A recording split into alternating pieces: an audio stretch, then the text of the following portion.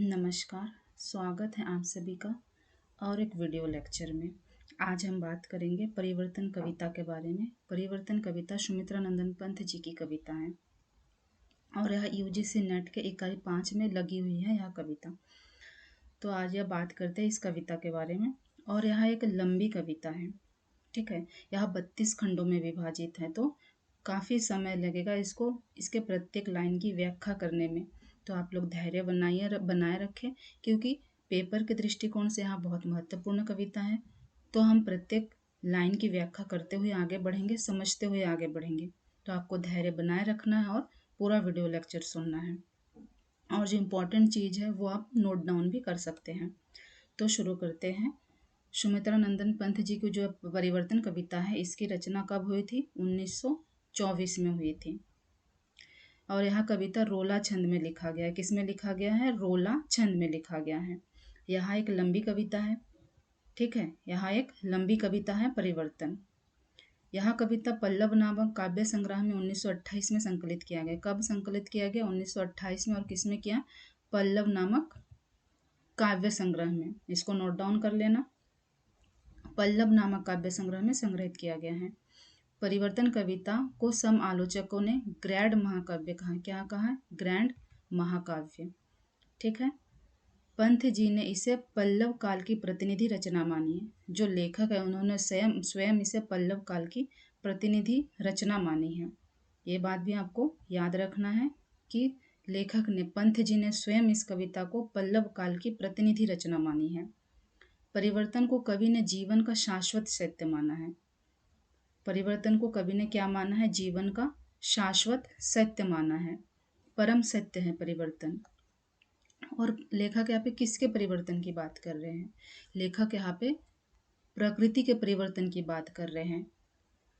प्रकृति में प्रतिपल जो परिवर्तन होता है, चाहे वो सुखद हो या दुखद हो, उसके बारे में बात कर रहे हैं कि प्रकृति कभी भी अपने एक रूप में, स्थिर रूप में नहीं रहती है। प्रतिपल, प्रतिक्षण उसमें परिवर्तन होता रहता है। और यहाँ शाश्वत सत्य है। कैसा सत्य है? शाश्वत सत्य है। यह सब कुछ परिवर्तनशील है। इसमें परिवर्तन के कोमल और कठोर दोनों रूपों का चित्रण है। परिवर्तन के कोमल यानी कि सुखद और कठोर यानी कि दुखद दोनों रूपों का चित्रण है। परिवर्तन को रोका नहीं जा सकता। लेखक यहाँ पे क्या बोल रहे हैं कि परिवर्तन को रोका नहीं जा सकता है। लेखक चूंकि उत्तराखंड के रहने वाले हैं, तो उत्तराखंड का जो प्राकृतिक सौंदर्य है बहुत अधिक सुंदर है। और वहाँ पे जब प्राकृतिक आपदा आती है, अतिवृष्टि होता है, बाढ़ आती है, तूफान आता है, तो भयंकर रौद्र रूप में आता है। तो इन्हीं सभी चीज़ों का लेखक के मानसिक, या फिर बोल सकते लेखक के मन पे असर हुआ, गहरा असर हुआ, और वो इस कविता के माध्यम से हमारे सामने प्रस्तुत किए हैं। परिवर्तन कविता 32 खंडों में, मैंने आपको पहले भी बताया, 32 खंडों में है परिवर्तन कविता। और किस शैली में लिखा गया है? प्रश्न शैली में। लेखक प्रश्न कर रहे हैं।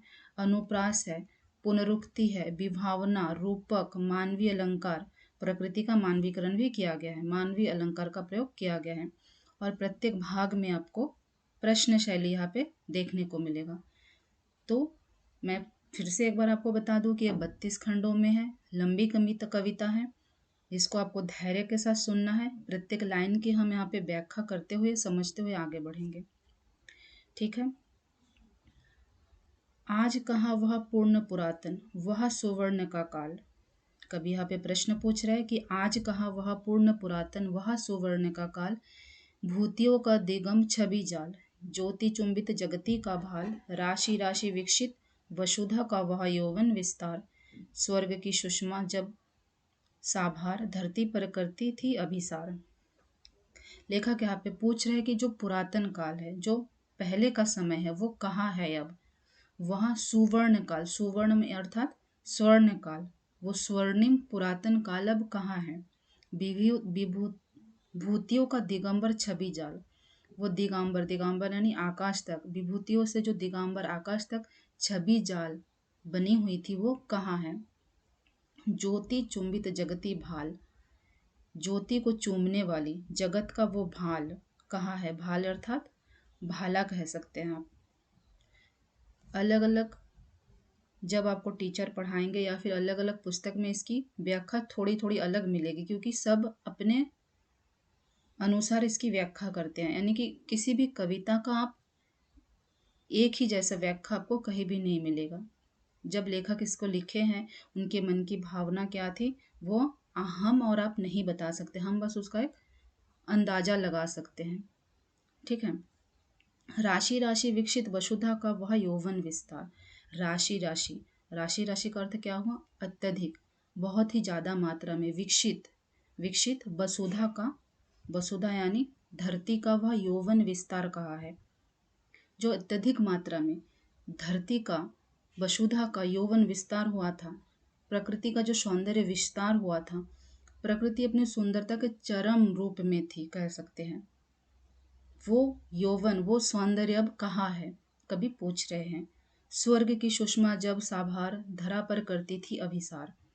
सुषमा यानी सुंदरता, जो स्वर्ग की सुंदरता है वो जब आभार व्यक्त करते हुए धरती पर अभिसार करती थी। अभिसार करना, विचरण करना।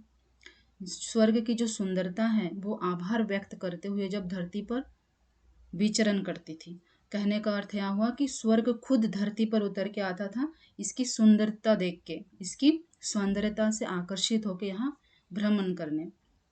वो कहाँ है, कभी प्रश्न कर रहे हैं। प्रसून के स्वान श्रृंगार, प्रसूनों का यानी जन्म हुआ था श्वान श्रृंगार का। किसका श्वान श्रृंगार? मनुष्य का नहीं, प्रकृति का। प्रकृति की सौंदर्यता का जन्म हुआ था। और प्रकृति की सौंदर्यता कैसे? हर तरफ हरियाली, साफ सुंदर हवा, स्वच्छ जल, हरा भरा वातावरण, सुखद वातावरण, ये है प्रकृति का सौंदर्य।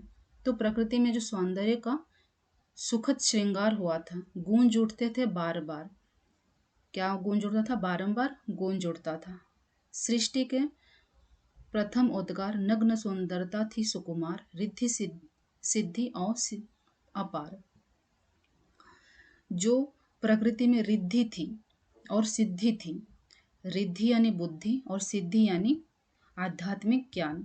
जो प्रकृति में रिद्धि सिद्धि थी और प्रकृति में क्या था? नग्न सुंदरता। नग्न सुंदरता यानी सुंदरता पर किसी प्रकार का कोई आवरण नहीं था, खुला, बिल्कुल नग्न स्थिति में सुंदरता थी, सुकुमार सुंदरता थी। उस सुंदरता के ऊपर किसी प्रकार का कोई आवरण नहीं था। वो सब कहाँ है? और वो बुद्धि और अपार आध्यात्मिक ज्ञान कहाँ है?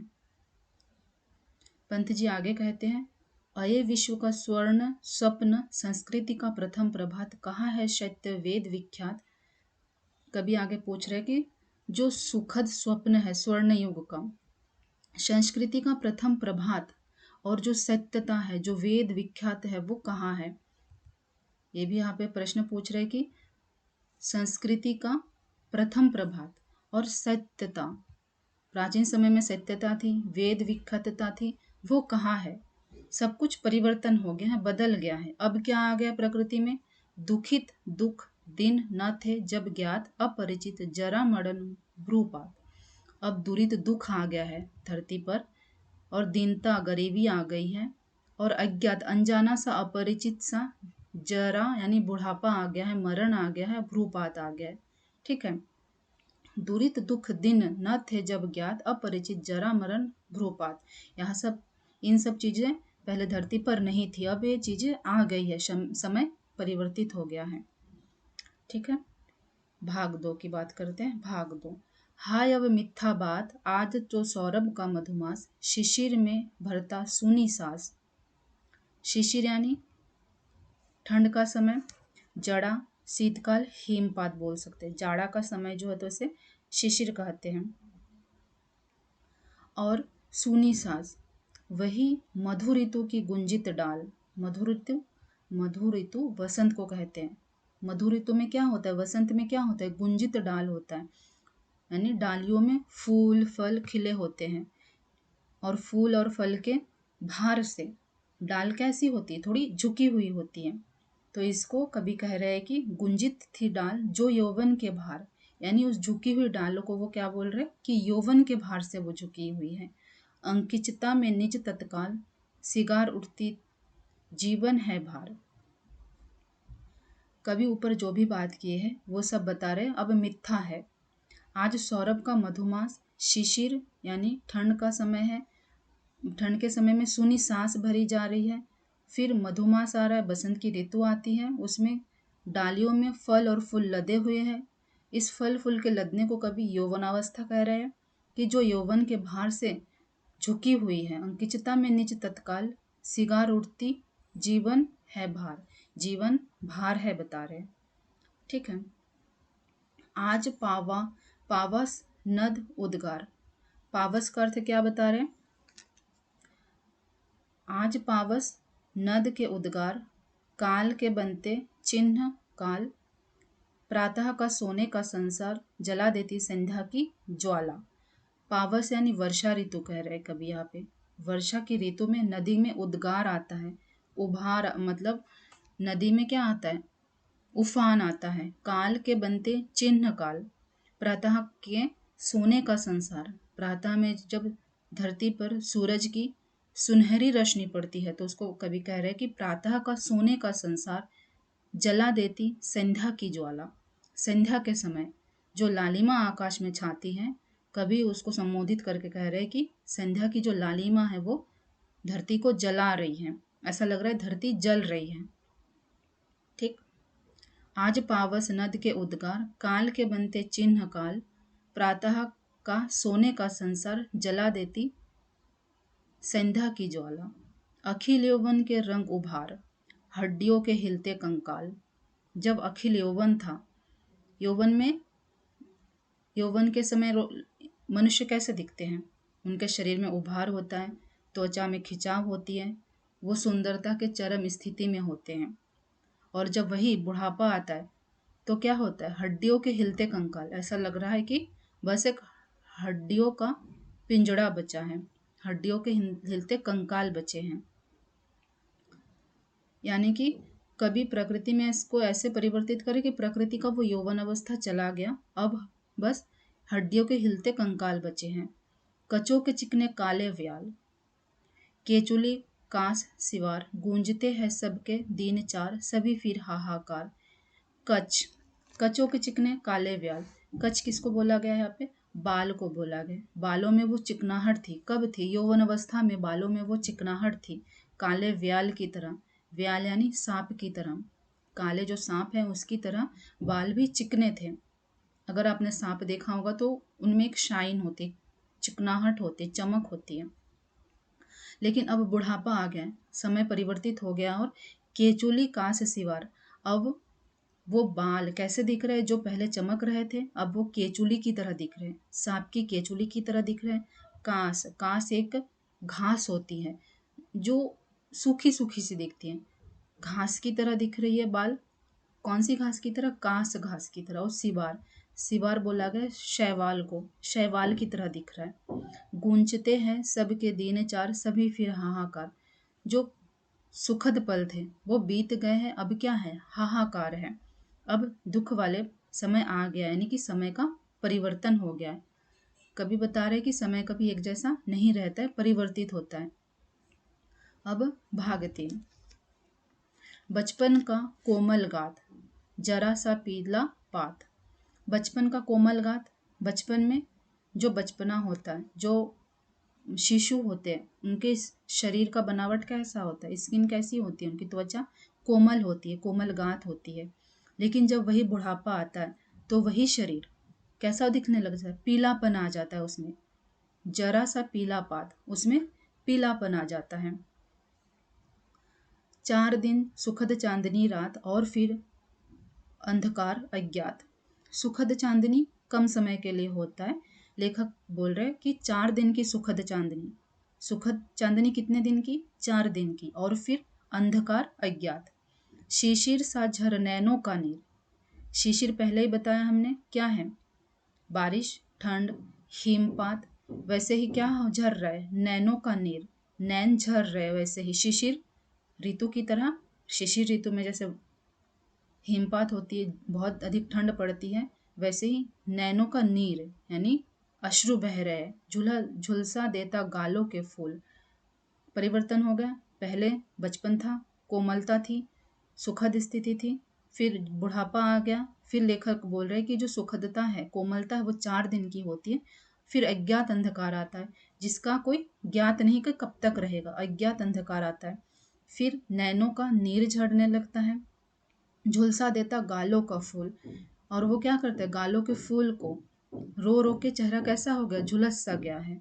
प्रणय का चुंबन छोड़ अधीर, अधर जाते अधरों को भूल। प्रणय चुंबन, जब प्रेमी प्रेमिका मिलते हैं, प्रणय मिलन होता है, उस चुंबन को छोड़कर अधर एक दूसरे को भूल जाते हैं, अधर जाते अधरों को भूल।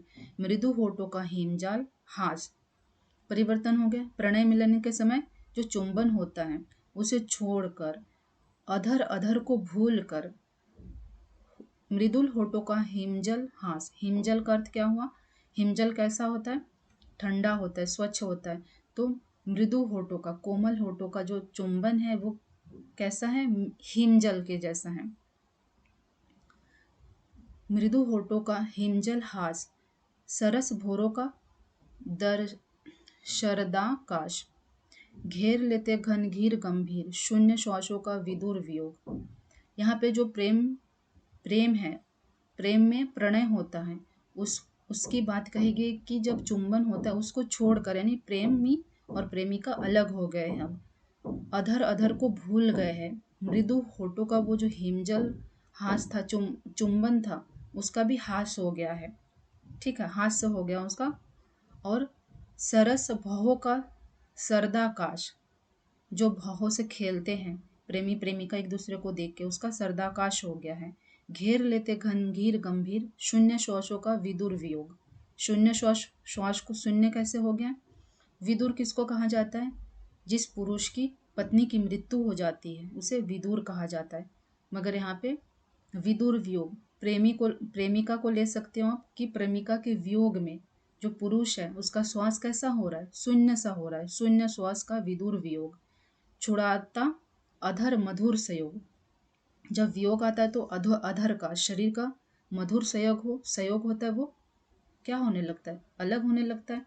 अधर मतलब समझ रहे हो आप, शरीर का जो मधुर संयोग है वो कब वियोग में बदलता है, जब प्रेमी और प्रेमिका अलग होने लगते हैं, विछुड़ने लगते हैं, तब अलग होता है।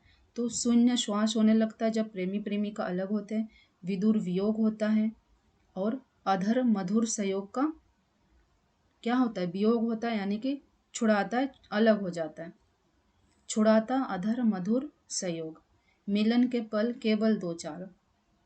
पंत जी कह रहे कि जो मिलन का पल था, जो प्रणय का पल था, प्रणय चुंबन का पल था, मिलन का पल था, वो केवल 2-4 होते हैं। समय बदल गया है, परिवर्तन बताया गया है यहाँ पे कि 2-4 ही पल होते हैं मिलन के। मिलन के पल केवल 2-4, विरह के कल्प अपार। कल्प यानी समय, अपार यानी बहुत अधिक। मिलन का जो पल है केवल 2-4 होता है, कुछ क्षणों के लिए होता है, लेकिन विरह का कल्प कैसा होता है, अपार होता है। अरे वे अपलक 4 नयन 8 आंसू रोते निरुपाल। जब वियोग होगा, जब बिछुड़न होगा तो क्या होगा, जो दोनों प्रेमी प्रेमिका है वो एक दूसरे को अपलक देखेंगे।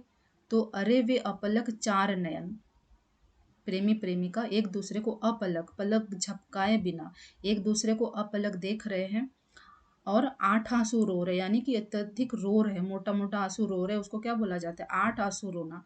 8 आंसू रोते निरुपाय, अब उनको अलग होना ही है, कोई उपाय नहीं है, तो निरुपाय। अरे बे अपलक 4 नयन 8 आंसू रोते निरुपाय, उठे रोओ के आलिंगन, कसक उठते कांटों से हाय। जो आलिंगन का पल था, जो मिलन का पल था, उसे याद करके प्रेमिका और प्रेमी के मन में कांटा सा चुभ रहा है, कसक उठते कांटों से हाय, ऐसा लग रहा है कांटा चुभ रहा है। क्यों, क्योंकि उस मिलन के पल को याद करके वो तड़प उठ रहे हैं। तो ऐसा लग रहा है कि उन्हें कांटे के चुभन से जितना दर्द होता है वैसे ही दर्द का महसूस हो रहा है उन्हें, दर्द। अब आगे भाग 4। किसी को सोने के सुख साज मिल गए, यदि ऋण भी कुछ आज चुका लेता होगा, यहाँ पे चुका लेता दुख का कल ही ब्याज, काल को नहीं किसी की लाज। क्या कह रहे हैं यहाँ पे पंत जी की किसी को सोने के सुख साज, किसी को तो बहुत सुख प्राप्त हुआ है, सुख साज यानी सुख शांति समृद्धि वैभव सब मिल गया है, किसी को मिल गया। यदि ऋण भी आज अगर अगर ऋण लेकर भी अगर वो सुख हमें मिल जाता तो हम उसे ले लेते, चुका देता दुख कल ही ब्याज, और दुख को क्या करते कल ही ब्याज सहित चुका देता और ऋण लेकर सुख को खरीद लेता, है ना। काल को नहीं किसी पे लाज, जो ये काल है, जो ये काल चक्र है, समय चक्र है, इसको किसी पे लाज नहीं आती, किसी का लाज नहीं है इसको, किसी का लिहाज नहीं, किसी का शर्म नहीं है इस काल को, परिवर्तन को, इस समय को। विपुल मणि रत्नों का छवि जाल इंद्रधनुष, किसी छटा विशाल, विभव की विद्युत जाल चमक जाती है छिप तत्काल। विपुल बहुत अधिक मात्रा में मणि रत्नों का जो छवि जाल है वो इंद्रधनुष जैसा दिख रहा है। कैसा दिख रहा है? इंद्रधनुष का। इंद्रधनुष में कई रंग होते हैं, हालांकि कहा जाता है 7 रंग होते हैं, लेकिन कई बार ऐसा लगता है कि 7 रंग से भी अधिक रंग है। बहुत ही सुंदर, अति सुंदर दिखता है इंद्रधनुष। तो जो विपुल मणि का, मणि जो है, मणि रत्न जो महंगे पत्थर बोल सकते हैं आप एक तरह से, उनका जो जाल है जो वो इंद्रधनुष सा दिख रहा है। किसी छटा विशाल विभव की विद्युत जाल, विभव यानी वैभव, ऐश्वर्य, बहुत अधिक वैभव, राजा महाराजा जो होते हैं उनके पास क्या होते हैं? मणि रत्न होता है। तो उसको बोला गया कि मणि रत्नों का छवि जाल इंद्रधनुष सा दिख रहा है। किसी छटा विशाल वैभव, उसका जो वैभव और ऐश्वर्य है विद्युत ज्वाल की तरह चमक रहा है, यानी बार बार चमक उठ रहा है उनका वैभव, ऐश्वर्य। फिर जाता छिप तत्काल, तत्काल फिर छिप भी जाता है। विद्युत जो आकाश में चमकता है वो क्या होता है? क्षणिक होता है, एक पल में चमक के फिर छिप जाता है। मोतियों जड़ी ओस की डाल हिला जाता चुपचाप वयार। फिर यहाँ पे प्रकृति की बात कर रहे कवि कि जो मोती जड़ी ओस की डाल, जब रात भर ओस पड़ती है डालियों पे या घास पे, हिला जाता चुपचाप वयार। वयार किसको कहा गया? वायु को, हवा को, पवन को। उसको चुपचाप हवा आके हिला जाती है, झकझोर जाती है। किसको? मोतियों जड़ी, यानी कि ओस की बूंदें मोती जैसी लग रही है, चमक रही है। जब सुबह सुबह ओस की बूंदें डालियों पे, घास पे दिखते हैं तो वो चमकती होती है सूर्य के किरण से। तो वो कैसे प्रतीत होती है? मोतियों के जैसे प्रतीत होते हैं। मोतियों जड़ी ओस की डाल हिला जाता चुपचाप वयार, यानी उन डालियों को चुपचाप आकर हवा हिला जाता है। भाग 4 बहुत छोटा है, समझ में आया? अब है भाग 5।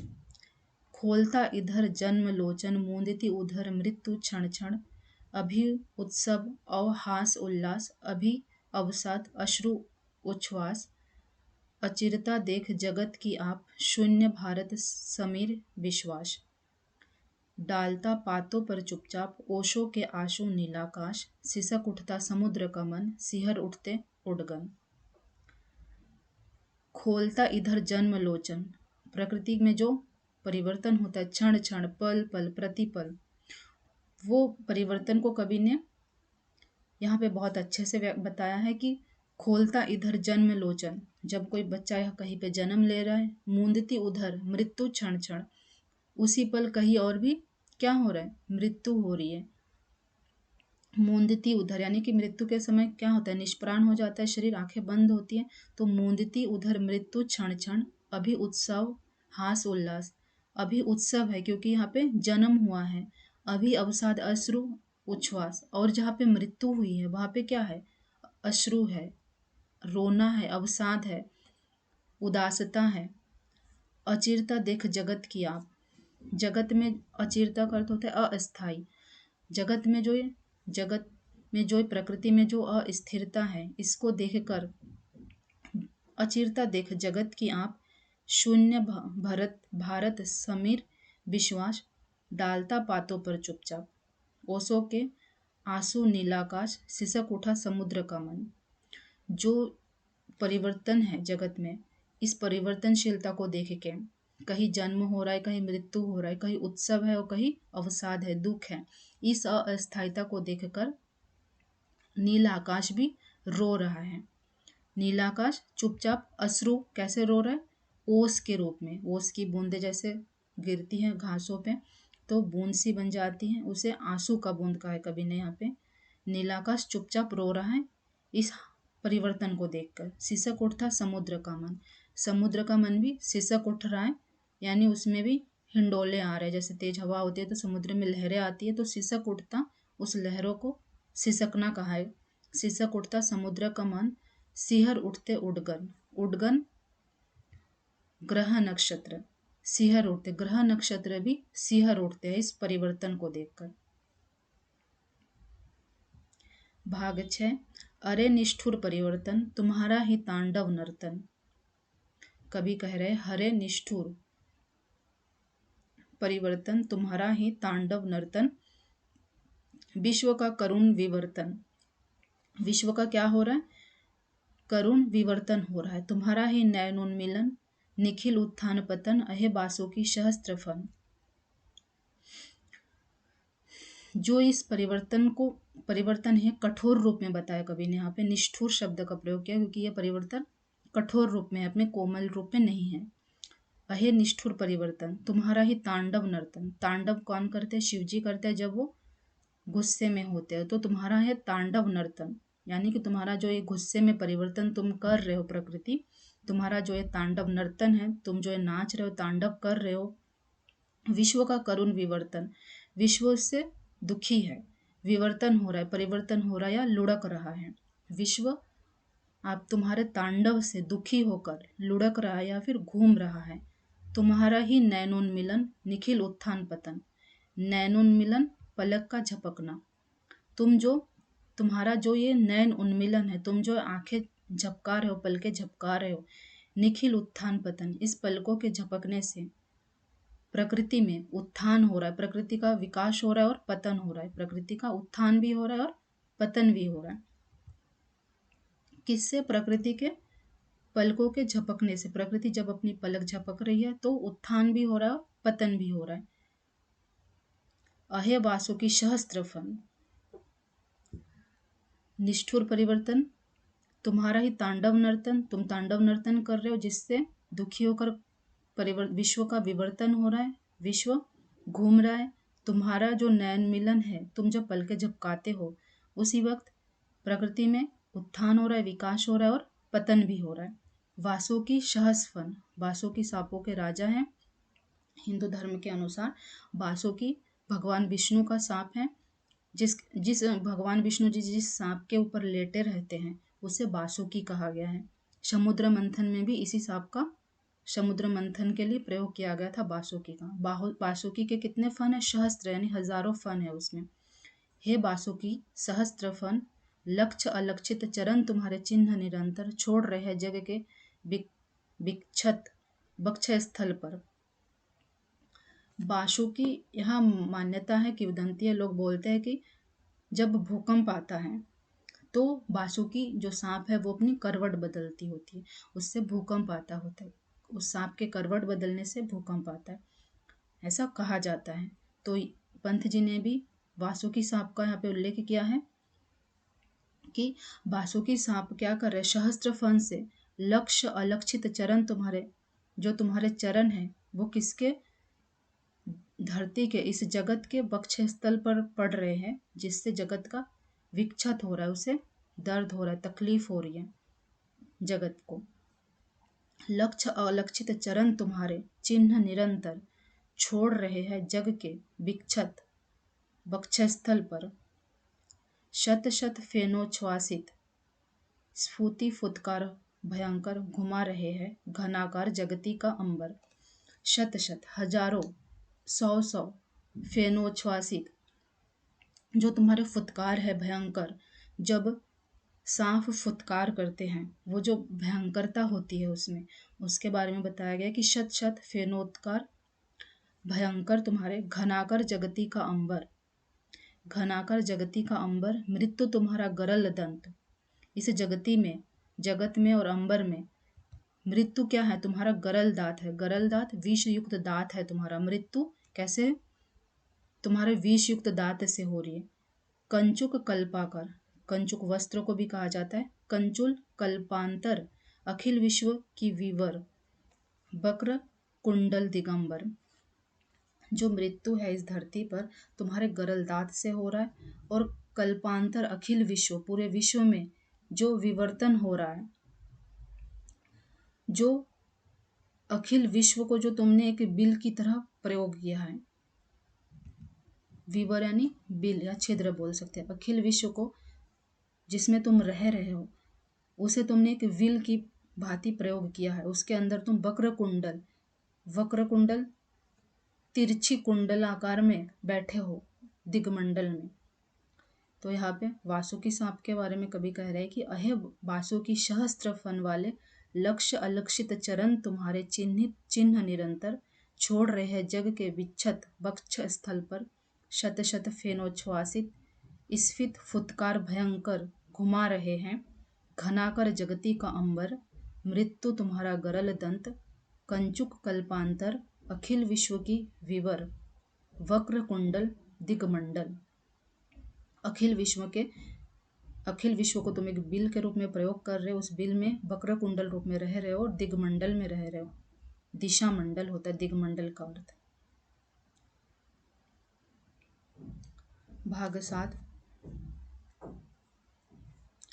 अहे दुर्जय विश्वजीत, नवाते शत सुरवर नरनाथ, तुम्हारे इंद्रासन तल माथ, घूमते शत शत भाग्य अनाथ, सतत चक्र रथ के चक्रों के साथ। अहे दुर्जय, जिसको जितना संभव नहीं है, दुर्जय विश्वजीत, जो विश्वजीत है, विश्व को जीतने वाला है। परिवर्तन को पंत जी विश्वजीत कह रहे हैं कि अहे विश्वजीत, दुर्जय विश्वजीत, नवाते शत सद शूर वर नर नाथ, तुम्हारे आगे नतमस्तक होते हैं कई सौ सैकड़ों सूर वीर नर नाथ, सब तुम्हारे आगे नतमस्तक होते हैं।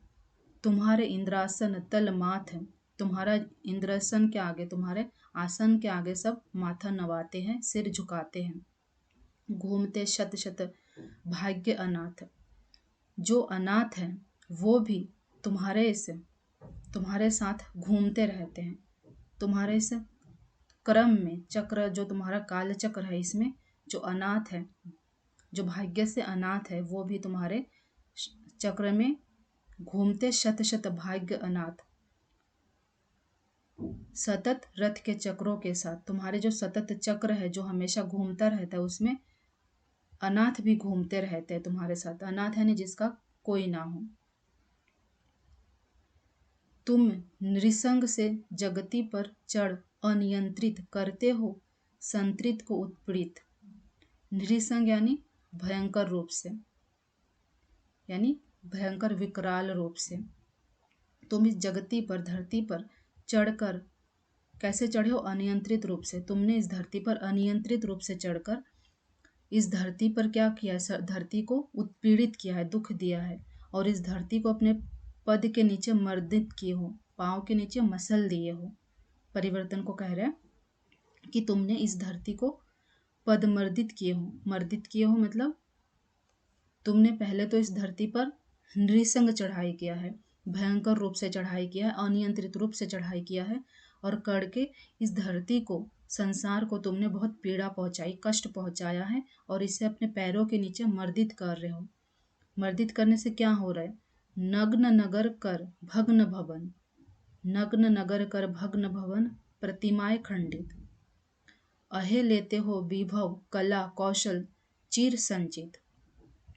तुम्हारे इस अनियंत्रित चढ़ाव से, तुम्हारे इस भयंकर रूप से क्या हो रहा है? संसार में नग्न नगर खाली हो रहे, नगर नग्न हो रहे, भग्न भवन टूट रहे हैं, प्रतिमाएं खंडित हो रही है। जब अत्यधिक बारिश होती है, बाढ़ आता है, तूफान आता है, चक्रवात आता है, या फिर भूस्खलन होता है, भूकंप आता है, तो ऐसी स्थिति में क्या होता है? जो बड़े बड़े नगर है वो भी भग्न हो जाते हैं, प्रतिमाएं खंडित हो जाती है, वैभव कौशल सब कुछ खत्म हो जाता है, नाश हो जाता है एक तरीके से नगर का। उसके बारे में बात की गई। विभव कला कौशल चिर संचित, आधि व्याधि बहुवृष्टि, आधि व्याधि बहुवृष्टि, बात उत्पात अमंगल, वही बाढ़ भूकंप तुम्हारे विपुल सैन्य दल। जो इस प्रकृति में परिवर्तन होता है उसका सैन्य दल कौन कौन है? आधि, जो आधि बोला जाता है एक दिमागी बीमारी को, आधि। व्याधि, जो शारीरिक पीड़ा होती है, रोग होता है, उसे व्याधि कहा जाता है, शारीरिक कष्ट को। आधि दिमागी रूप से जो बीमारी होती है, असंतुलन होता है, मानसिक बीमारी को कहा जाता है। बहुवृष्टि, अत्यधिक वृष्टि, बात, उत्पात, अमंगल, भूकंप, बाढ़, तुम्हारे सारे क्या है? सैन्य दल है। ये सब क्या करते हैं? तुम्हारे इशारों पर इस संसार का तहस नहस कर देते हैं, संसार पे चढ़ाई कर देते हैं निर्दयी रूप से। आगे, अहे निरंकुश, पदाघात से जिनके बिहल हिल हिल उठता है टलमल पद दलित धरातल। अहे निरंकुश मतलब जिस पे अंकुश ना है। पंत जी कह रहे हैं परिवर्तन को, अरे निरंकुश, तुम पे अंकुश नहीं है, तुम अपने पदाघात से ही क्या करते हो? तुम्हारे पदाघात से धरती बिहल उठती है, यानी तड़प उठती है। और पद दलित धरातल, इस धरातल को, इस प्रकृति को तुमने अपने पैर के नीचे रखा है, पद दलित धरातल। एक बार फिर देख लेते हैं। अहे दुर्जय विश्वजीत, नवाते शत शत शत शूरवर नरनाथ, तुम्हारे इंद्रासन तलमाथ, घूमते शत शत भाग्य अनाथ, सतत रथ के चक्रों के साथ, तुम नृसिंह से जगती पर चढ़ अनियंत्रित करते हो संस्कृति को उत्पीड़न पदमर्दित, नग्न नगर कर भग्न भवन प्रतिमाएं खंडित, हर लेते हो विभव कला कौशल चिर संचित जो बहुकाल से संचित किया गया हो। अधि व्याधि बहुवृष्टि बात उत्पाद अमंगल, वही बाढ़ भूकंप तुम्हारे विपुल सैन्य दल। अरे निरंकुश, पदाघात से जिनके बेहल हिल हिल उठता टलमल पद दलित धरातल। भाग 8।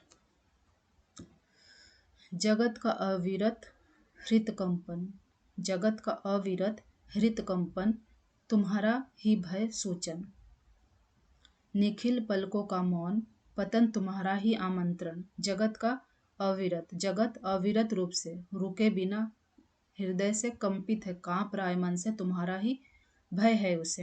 किसका भय है? परिवर्तन का, तुम्हारा भय सूचन।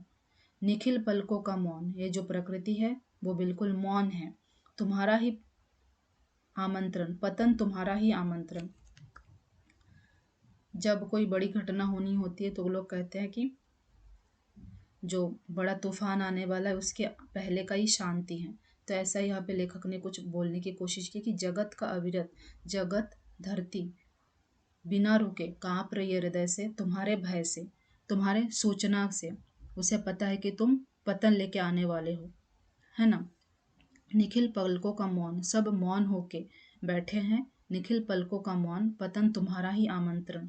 तुम क्या लेके आने वाले हो? परिवर्तन, पतन लेके आने वाले हो। विपुल वासना विकच विश्व का मानस सतदल, छान रहे तुम कुटिल काल कृमि से घुस पल पल, तुम्ही स्वेद सिंचित संस्कृति के स्वर्ण शस्य दल, दलमल देते वर्षों पल बन वांछित कृषि फल। अहे शतध्वनि स्पंदित जगति का दिकमंडल, न्यास गगन सा सकल तुम्हारा ही समाधि स्थल। फिर आगे कह रहे कि जो विपुल वासना विकच विश्व का मानस शतदल छन रहे हो तुम, जो विश्व की मानस की शतदल की जो तुम क्या छन रहे हो? वासनाओं को, इच्छाओं को छान रहे हो।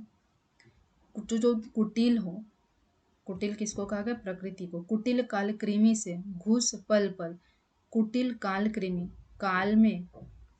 काल में समय में घुसकर तुम कुटिल चाल चल रहे हो, पल पल पल पल चाल चल रहे हो तुम। स्वेद सिंचित संस्कृति के स्वर्ण शस्य दल, जो कृषि लोग होते हैं वो अपने पसीने से क्या करते हैं? सिंचित करते हैं स्वर्ण शस्य दल, प्रकृति को।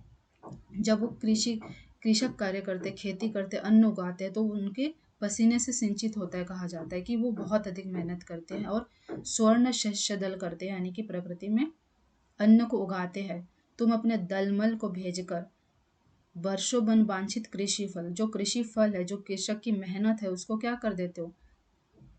दलमल भेज के तहस नहस कर देते हो। अहे सतत ध्वनि स्पंदित जगति का दिगमंडल। और सतत ध्वनि स्पंदित होती है जगत का दिगमंडल सभी दिशाओं में। और तुम न्यास, इसको रात्रि भी कह सकते हैं, न्यास गगन सा सकल तुम्हारा ही समाधि। जो गगन के नीचे है पृथ्वी मंडल है, जो धरती है, इसे तुम अपना समाधि स्थल बना रहे हो। यहाँ पे तुम विश्राम करना चाह रहे हो। जगत का अविरत हृत कंपन तुम्हारा ही भय सूचन। निखिल पलकों का मौन पतन तुम्हारा ही आमंत्रण।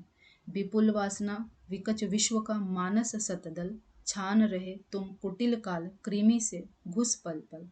तुम्ही स्वेद संचित संतृति के स्वर्ण शस्य दल। तलमल देते वर्षों पलबन वंचित कृषि फल। अहे सतत ध्वनि स्पंदित जगति का दिगमंडल। न्यास गगन सा सकल तुम्हारा ही समाधि स्थल। भाग 10।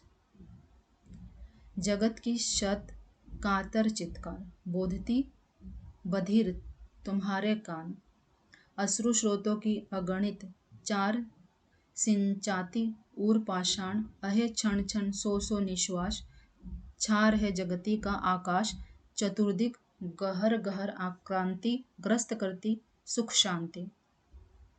फिर से परिवर्तन को दर्शा रहे हैं यहाँ पे पंत जी की जगत की जो सत सत कातर चित्कार है, जो बार बार सैकड़ों बार जगत, यह प्रकृति, यह धरती, यह संसार जो कातर होके, जो करुणामयी होके चित्कार कर रही है। कातर चित्कार आप सुने ही होंगे, जो बहुत ही दर्द में होके चिल्ला रही है जगत। बोधित बोधती बधिर तुम्हारे कान, क्या वो तुम्हें सुनाई नहीं दे रही है? बोधती बधिर तुम्हारे कान। अश्रु स्रोतों की अगणित धार संची धार सिंचाती उर्पाषण। अश्रु स्रोत जो अगिनत अनगिनत अनेकों अश्रु के स्रोत बह रहे हैं, धार धार सी सिंचित होकर बह रही है। उर्पाषाण, परिवर्तन को पाषाण कहा गया है कि उर्पाषाण, अरे क्षण क्षण सौ सौ निश्वास, और जो पल पल सौ सौ निश्वास हो रहे, सौ निश्वास श्वास समाप्त हो रहे। छार है जगती का आकाश। चतुर्दिग घर घर अक्रांति ग्रस्त करती सुख शांति। जो प्रतिपल क्षण क्षण सौ सौ निश्वास हो रहे हैं, छा रही है जगत में और आकाश में, चतुर्दिग में कहर छा रही है, अक्रांति छा रही है, जगत की सुख शांति को ग्रास कर रही है। ग्रस्त करती सुख शांति, ये जो परिवर्तन है किसको ग्रास कर रही है? सुख शांति को ग्रास कर रही है। चतुर्दिक गहर गहर अक्रांति ग्रस्त करती सुख शांति। परिवर्तन को पंत जी बोले कि जगत की सत कातर चित्कार बोधती वधिर तुम्हारे कान। अश्रु स्रोतों की अगणित धार सिंचाती उर्पाषाण। अरे क्षण क्षण छौ सौ निश्वास छा रहे जगती का आकाश। चतुर्दिक गहर गहर अक्रांति ग्रस्त करती सुख शांति। सुख शांति को परिवर्तन ग्रास कर रहा है। और एक तरह से परिवर्तन को लेखक पाषाण कह रहे हैं। कह रहे कि जगत में जो कातर चित्कार होता है उसे तुम क्या सुन नहीं पा रहे हो? क्षण क्षण जो सौ सौ सैकड़ों लोग निश्वास हो रहे हैं। आगे भाग 11। हारी दुर्बल भ्रांति कहाँ नश्वर जगती में शांति। बहुत इंपॉर्टेंट कोटेशन है ये। हारी दुर्बल भ्रांति कहा जगती नश्वर जगती में शांति। सृष्टि ही का मोटर नहीं होगा, सृष्टि ही का अशांति। जगत, यहाँ पे मोटर नहीं होगा, गलत टाइप हुआ है। जगत अविरत जीवन संग्राम स्वप्न है यहाँ विराम। 100 वर्ष नगर उपवन 100 वर्ष विजन बन। हायरी दुर्बल भ्रांति, लेखक सुख को, शांति को, प्रेम को, कोमलता को इस धरती पर एक भ्रम बता रहे हैं कि हायरी दुर्बल भ्रांति कहाँ नश्वर जगती में शांति। इस नश्वर जगत में, धरती में शांति कहाँ है? प्रश्न कर रहे हैं कि शांति कहाँ है? कहीं भी नहीं है। सृष्टि का अशांति, सृष्टि में प्रतिपल क्या होता है? अशांति है। जगत अविरत जीवन संग्राम, ये जो जगत है ये अविरत बिना रुके जीवन संग्राम है। जीवन क्या है? संग्राम है, युद्ध है। स्वप्न है यहाँ विराम, यहाँ पे जो विराम या फिर विश्राम या फिर आराम की चिंता करते, सोचते कि विश्राम करेंगे, आराम करेंगे, ये सब एक स्वप्न है। स्वप्न है यहाँ विराम। 100 वर्ष नगर उपवन, 100 वर्ष तक जहाँ नगर है, महानगर है, उपवन है, बगीचा है, वन बागवारी है, 100 वर्ष विजन बन, कई 100 वर्ष बाद वह क्या हो जाता है, 100 वर्ष बाद विजन हो जाता है, यानी विना जन वाला बन जाता है, वन बन जाता है, यानी जंगल बन जाता है। परिवर्तन को यहाँ बता रहे हैं कि कभी तो वहां पे नगर था, उपवन था, वही परिवर्तन होकर 100 वर्ष बाद क्या हो गया, विजन बन गया, बिना जन का निर्जन बन गया, उपवन वन बन गया। यहाँ तो है असार संसार, संसार को कभी क्या बोल रहे, असार। यहाँ तो है असार संसार, यानी कि संसार में कोई सार नहीं है। सृजन सिंचित संहार, रत्न दिवाली मंत्रोच्चार, उल्को के कल भग्न विहार। सृजन सिंचित संहार, यहाँ पे क्या कह रहे हैं कि जो सृजन है, सिंचित है, फिर क्या हो जाता है, संहार हो जाता है। रत्न दिवाली, कभी तो वह रत्न है, दीपावली है, उत्सव है, मंत्रोच्चार हो रहा है, फिर परिवर्तन हो के क्या बन जाता है, उल्को के कल भग्न विहार। उल्को यानी उल्लुओं के रहने के लिए भग्न टूटा विहार बन जाता है, घर बन जाता है। आप देखे होंगे जो घर वह टूटा है, पुराना है, वह उल्लू निवास करते हैं। तो कहने का मतलब कि अभी तो इस पल में यहाँ पे बहुत ही उत्सव मनाया जा रहा है, दिवाली मनाया जा रहा है, दीप जलाया जा रहा है, मंत्रोच्चार किया जा रहा है, यानी कि यज्ञ वगैरह में जो मंत्रोच्चार, ऐसा उत्सव मनाया जा रहा है। मगर समय परिवर्तन हो गया, कुछ समय बाद उन्हीं स्थानों पे, उन्हीं घरों में, उन्हीं जगहों में उल्लू के रहने की जगह बन गई, यानी वो जगह निर्जन बन गई, भग्न घर बन गए और वहां पे उल्लू रह रहे हैं। तो ये परिवर्तन है। आगे कभी कह रहे हैं, काल का अकरुण भ्रिकुटी विलास, काल का अकरुण भ्रिकुटी विलास, तुम्हारा ही परिहास, विश्व का अश्रुपूर्ण इतिहास, तुम्हारा ही इतिहास। काल का अकरुण, काल में क्या है, बिल्कुल भी करुणा नहीं है, बिल्कुल भी दया नहीं है, वो अकरुण है। भ्रिकुटी विलास, भ्रिकुटी विलास यानी काल जब विलास करती है, अपने हास्य रूप में आती है तो विकराल रूप में आती है, उसके लिए तो वो सुखद हो सकता है, लेकिन हमारे लिए, संसार के लिए, प्रकृति के लिए वो दुखद होता है। काल का निर्दयीपन, उसकी भ्रिकुटी भयंकर रूप, और उसका जो विलास है, तुम्हारा ही परिहास, इससे क्या होगा, तुम्हारा ही हे परिवर्तन, तुम्हारा ही परिहास किया जाएगा, तुम्हारा ही मजाक बनाया जाएगा, हंसा जाएगा तुम पे। विश्व का अश्रुपूर्ण इतिहास, और तुम हे परिवर्तन, तुम्हारे ही लिए ये जो विश्व है, इसका जो इतिहास रहा है वो कैसा रहा है, अश्रुपूर्ण रहा है, आंसुओं से भरा हुआ रहा है, यानी कि सुखद नहीं रहा है, दुखद रहा है। काल का अकरुण भ्रिकुटी विलास, तुम्हारा ही परिहास, विश्व का अश्रुपूर्ण इतिहास, विश्व का जो अश्रुपूर्ण इतिहास है तुम्हारे ही लिए है, परिवर्तन तुम्हारे ही कारण से है।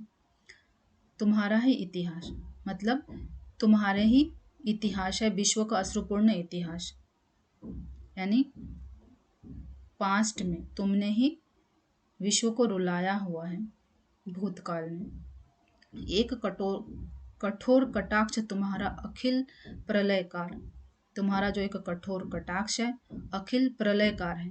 तुम्हारा कटाक्ष किस प्रकार का है, प्रलयकारी है। शमर छोड़ देता निर्मम संस्कृति में निर्भर, शमर छेड़ देता निर्मम संस्कृति में निर्भर, भूमि पर जाना अभ्र ध्वज स्वर श्रृंगार, नष्ट भ्रष्ट साम्राज्य भूति के मेघाडंबर, अयम ए रोमांच तुम्हारा दिग्भु कंपन। समर छेड़ देता निर्मम संस्कृति में निर्मम, जो समर है वो किसको छेड़ देता है, निर्मम संस्कृति, संसार को, निर्मम संस्कृति में निर्भर है कौन, समर। भूमि पर जाना अभ्र ध्वज, अभ्र बादल बोल सकते हो इसको, या आकाश। भूमि पर जाना अभ्र ध्वज सौंध श्रृंगार, जो बादल है वो ध्वज लहरा रहे, कहाँ पे, धरती पर। भूमि पर जाना अभ्र ध्वज सौंध श्रृंगार, और अपना श्रृंगार कर रहे हैं। नष्ट भ्रष्ट साम्राज्य भूति के मेघाडंबर, साम्राज्य कैसा हो गया है, नष्ट भ्रष्ट हो गया है, प्रलय हुआ होगा, अतिवृष्टि हुआ होगा, तभी यहाँ पे बादल की बात कही गई है, मेघ की बात कही गई कि भूमि पर जाना अभ्र ध्वज सौंध श्रृंगार, नष्ट भ्रष्ट साम्राज्य, साम्राज्य नष्ट भ्रष्ट हो गया, भूति के मेघाडंबर, एक रोमांच तुम्हारा दिग कंपन। एक रोमांच, किसका रोमांच, एक रोमांच किसका, परिवर्तन का, तुम्हारा दिग कंपन, तुम्हारा जो एक रोमांच है, तुम्हें जो इस एक पल में खुशी मिलती है उससे कौन काँप जाता है, दिक, दिशाएं काँप जाती हैं। आगे गिर गिर पड़ते, फिर गिर गिर पड़ते भीत पक्षी पोतों से उड़गन, आलोड़ित अंबुधि फेनोत्पन्न कर शत शत फन, मुग्ध भुजंगम सा इंगित कर करता नर्तन, दिग पिंजर में बध गजाधिप सा बिनतानन, बाताहत को गगन आर्त करता गुर्ज गर्जन। गिर गिर पड़ते भीत पक्षी पोतों से उड़गन, जो भीत डरी हुई, भीत यानी डरे हुए, भीतु, गिर गिर पड़ते हैं पक्षी पोतों से उड़गन, और नक्षत्रों को भी वो डरा हुआ बता रहे। उड़गन यानी नक्षत्र, नक्षत्र भी डरे हुए हैं। आलोड़ित अंबुधि फेनोन्नत कर शत शत फन, शत शत फन किसके हैं, बासुकी के। फेनोन्नत कर शत शत फन, मुग्ध भुजंग सा इंगित पर करता नर्तन, मुग्ध होकर, जो वासुकी है वो मुग्ध होकर भुजंगम सा इंगित कर करता नर्तन कर रहा है, यानी तांडव मचा रहा है। दिक पिंजर से बद्ध गजाधिप सा विनतानन, गजाधिप हाथियों के राजा, वो भी विनतानन कर रहे, विनती कर रहे डर से। इस प्रलयकारी डर से जब बासुकी नर्तन कर रहे शत शत भुजाओं वाले, तो गजाधिपति भी डर गए हैं, यानी हाथियों के राजा भी डर गए हैं, और वो उनसे विनती कर रहे बाहत को गगन आर्त करता गुरु गर्जन, मगर वो प्रकृति गर्जन कर रही है। गगन आर्त करता गुरु गर्जन, बाताहत को गगन आर्त करता गुरु गर्जन। एक बार फिर देखते हैं। गिर गिर पड़ते भीत पक्षी पोतों से उड़गन, आलोड़ित अंबुधि के फेनोन्नत कर शत शत फन, मुग्ध भुजंगन सा इंगित पर करता नर्तन, दीक पिंजर में बद्ध गजाधिप, दीक पिंजर यानी पिंजर में बंधे से, क्याद सा, गजाधिप विनती कर रहा है, गजाधिप सा बिनतानन, बाताहत को गगन आर्त करता गुरु गर्जन, मगर उसके विनती करने से भी प्रलयकारी प्रकृति जो है, परिवर्तन जो है, रुक नहीं रही है। सृजन संचिर संहार, सृजन करना, उसका पालन पोषण करना, और संहार करना क्या है, परिवर्तन है। किसका रूप है, प्रकृति का रूप है। सृजन संचिर संहार, रत्न दिवाली मंत्रोच्चर, आलुकों के कल भग्न विहार। समय परिवर्तनशील है, प्रकृति परिवर्तनशील है, तो कभी तो वो सृजन करता है, कोमल रूप में रहता है, फिर उसका पालन करता है, और फिर जब वो प्रलयकारी रूप में आता है तो उसका संहार भी करता है। कभी दिवाली की उत्सव होती है, यानी हर तरफ खुशियाँ होता है, मंत्रोच्चार होता है, और कुछ ही पल बाद समय परिवर्तन होता है, तो सारी चीज़ें भग्न हो जाती है, नष्ट हो जाती है, और वो जो जगह है वो उल्लुओं के रहने लायक भग्न विहार, टूटे घर बन जाते हैं परिवर्तन से। भाग 12। अरे देखो इस बार दिवस की आभा में साकार, दिगंबर सहस रहा संसार। अरे देखो इस बार, कह रहे कि इस बार देखो दिवस की आभा में साकार हो रहा है क्या, दिगंबर, दिवस की जो आभा है, दिन की जो आभा है, रोशनी, उसमें साकार हो रहा है दिक अंबर, दिशाएं और अंबर। सहस रहा संसार, संसार मुस्कुरा रहा है। हाय जग के करतार, हाय जग के परिवर्तन हो रहा है, हाय जग के करतार यानी जग के कर्ता धर्ता, हाय जग के करतार, प्रात ही तो कहलाई मात। पहले तो संसार में खुशियां थी, ये यहाँ पे अरे देखो इस बार दिवस की आभा में साकार, दिवस की आभा में साकर, दिगंबर, दिक और अंबर, दिशाएं और अंबर, सहस रहा, खुश है संसार। फिर परिवर्तन हो गया समय, हाय जग के करतार, हाय जग के करतार यानी जगत के पालन करने वाले। प्रात ही तो कहलाई मात, सुबह ही तो माता कहलाई थी। पयोधर बने उरोज उदार, पयोधर यानी कि स्तनपान कराया था, पयोधर बने ऊर, और स्तनपान करा के बच्चे को सीने से लगाया था, ऊर यानी हृदय से, उर उदार, प्रेम से उसे सीने से लगाया। मधुर उर इच्छा को अज्ञात, प्रथम ही महिला मृदु आकार, छिन गया हाय गोद का बाल। अब स्त्री जब माता बनती है तो क्या करती है, बहुत प्रसन्न होती है, अपने बच्चे पे वह बहुत प्रेम लुटाती है। यह बताया गया है कि अभी तो कहलाई माता पयोधर, बच्चे को अपना स्तनपान कराया, फिर उसे अपने सीने से लगाया, खूब प्रेम किया। फिर उसे पता नहीं था मधुर और इच्छा को अज्ञात, मधुर और वो अपने मधुरता में, खुशियों में खुश थी, मगर वो प्रकृति के जो परिवर्तन की इच्छा है उससे अज्ञात थी। प्रथम ही महिला मृदुल आकार, अभी तो वो महिला मृदुल है, अपने संतान के प्रेम में है, मगर कुछ ही पल में छिन गया है गोद का बाल, कुछ ही पल में उसका बच्चा छिन गया। गड़ी है बीणा बाल की नाल, अब बच्चा छिन जाने के बाद वो एकदम ऐसी स्थिति में आ गया जैसे बिना नाल वाली क्या है, कमल है। हाय छिन गया गोद का बाल, गड़ी है बीड़ा बाल की नाल। अभी तो मुकुट, ये प्रसंग खत्म हो गया। दूसरा है, अभी तो मुकुट बंधा था मात, हुई कल ही हल्दी के हाथ, खुले भी न थे लाज के बोल, खिले भी चुंबन शून्य कपोल। हाय रुक गया यही संसार, बना सिंदूर अंगार, बात हत लतिका वह सुकुमार, पड़ी है छिन्नाधार। अब यहाँ पे बता रहे हैं कि अभी तो मुकुट बंधा था मात, अभी खुशी का माहौल है, अभी सिर पे मुकुट बंधा था, यानी कि शादी विवाह हो रहा है। हुआ कल ही हल्दी के हाथ, कल ही क्या हुआ था, हाथ में हल्दी लगी थी।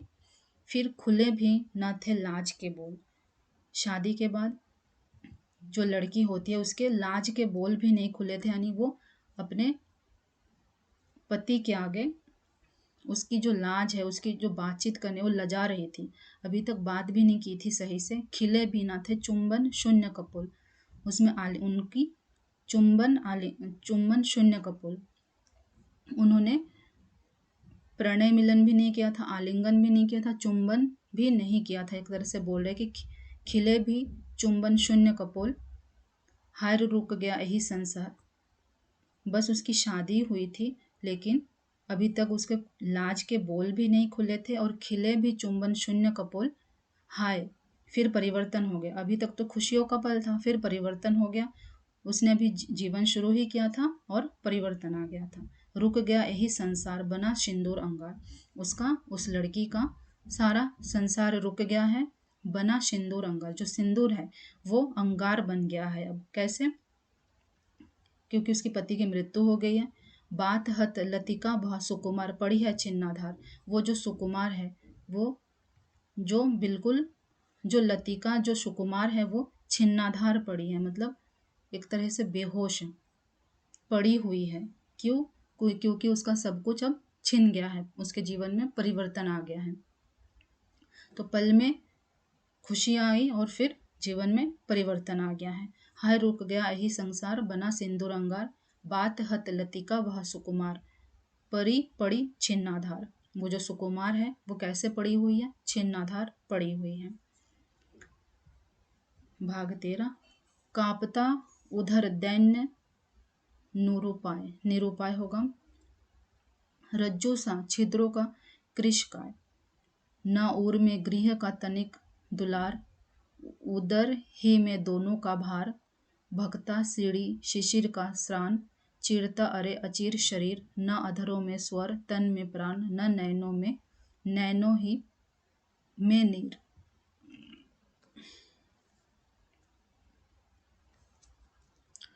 कांपता उधर दैन्य निरूपाय, दैन्य यानी दीनता, निरूपाय जिसका, जिसके पास कोई उपाय ना हो। रज्जु रस्सी, रस्सी सा छिद्रों का कृशकाय, छिद्रों यानी छल या कपट, छिद्रों का कृशकाय, काय दुर्बलता, या फिर उसको पतला भी बोल सकते हैं, दुर्बल पतला। न उर में गृह का तनिक दुलार, कांपता उधर दैन्य निरूपाय, वो कांप रहा है उधर दैन्य होके, दीनता में, निरूपाय, उसके पास कोई उपाय नहीं है। रस्सी सा वह छिद्रों में, यानी छल कपट से, और कृश काया, उसकी काया क्या है, दुबली पतली है। आगे समझते हैं।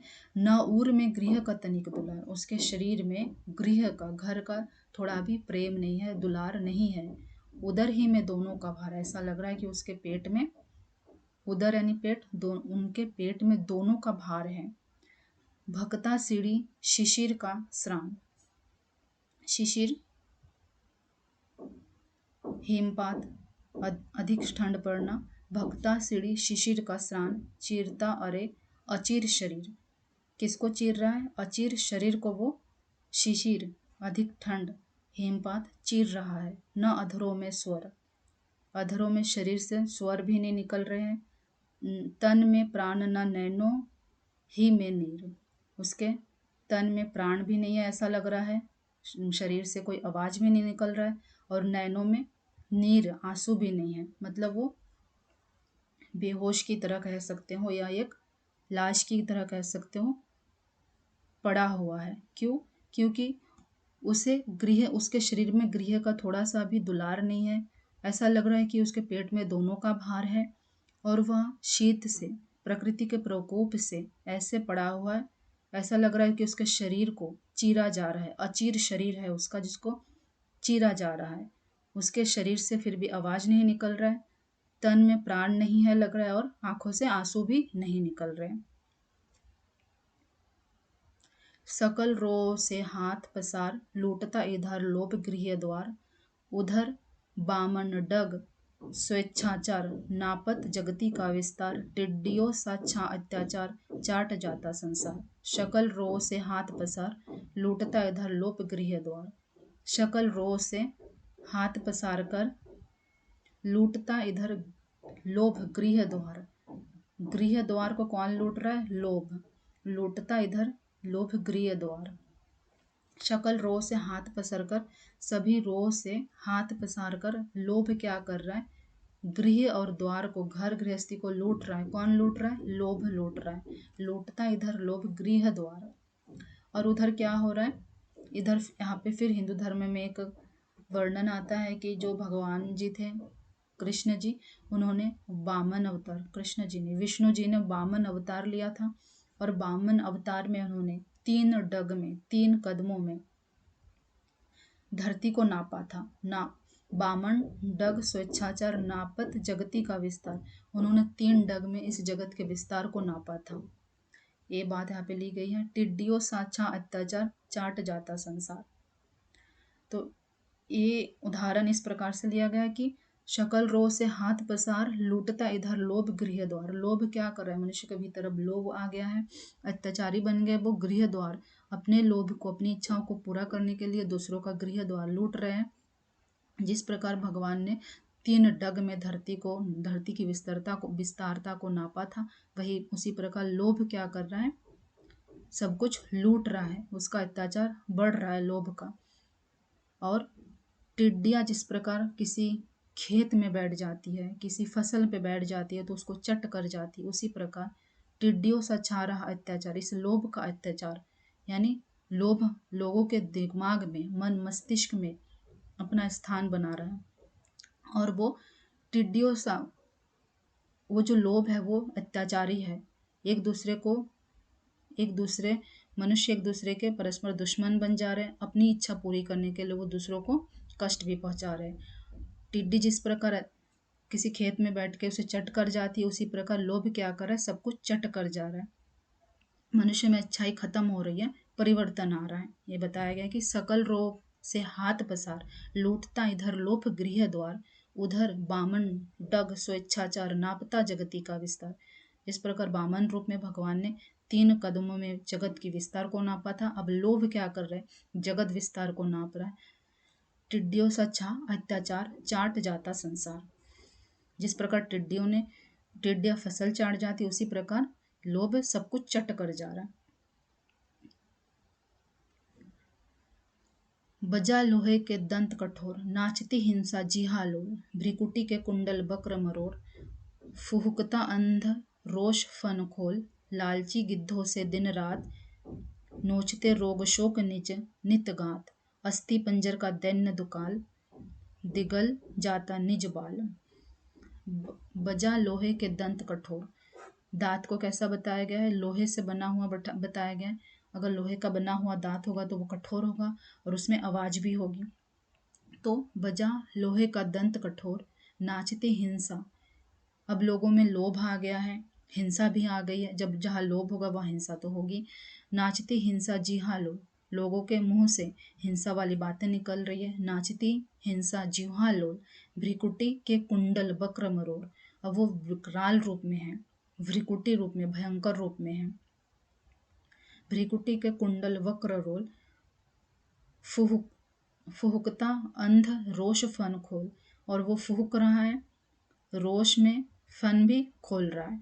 लालची गिद्ध से दिन रात, नोचते रोग शोक नित गात। जिस प्रकार लालची गिद्ध धरती पर नजर बनाए रहते हैं कि कहाँ कोई मृत शरीर पड़ा है उसे नोचने के लिए, उसी प्रकार रोग और शोक जो है मनुष्य के शरीर को नोच रहे, नोचते रोग शोक नित गात। अस्थि पंजर का दैन्य दुकाल, जो अस्थि और पंजर से बना हुआ मनुष्य की काया है वो रोग और शोक से नष्ट हो रहे, निगल जाता निज बाल। और ये धरती क्या कर रही है, निगल जा रही है सब कुछ, निज बाल। यहाँ पे ये भी बाल का अर्थ बालक भी बोल सकते हो, यानी अपनी ही संतान को निकल जा रही, इस प्रकार भी बोल सकते हो। बजा लोहे के दंत कठोर, नाचती हिंसा जी हाँ लोल, भ्रिकुटी के कुंडल बक्र मरोड़। फूकता अंधरोष फन खोल, लालची गिद्धों से दिन रात, नोचते रोग शोग नित गात। अस्थि पंजर का दैन्य दुकाल, निगल जाता निज बाल। बहा नर शोणित मूसलाधार, रुंड मुंड घिर की बौछार। प्रलय घनसा भीमाकार, गरजता है दिगंतर संघार। छड़ खर शस्त्रों की झनकार, महाभारत गाता संसार। कोटि मनुजों के निहत अकाल, नयन मणियों से जटिल कराल। बहा नर शोणित मूसलाधार, रुंड मुंड घिर की बौछार। जो बहा रहा है यानी कि खून बह रहा है, एक तरीके से खून की मूसलाधार बारिश हो रही है। यहाँ पे कहने का अर्थ है पंत जी का कि बहा नर शोणित मूसलाधार, लोग एक दूसरे को, जैसे कि महाभारत में युद्ध हुआ था उसी प्रकार इस संसार में अब युद्ध होने लगा है, रक्तों की मूसलाधार बारिश हो रही है। रुंड और मुंडो घीर की बौछार। एक कथन आता है कि माता काली ने रुंड मुंड नाम के 2 राक्षसों को मारा था।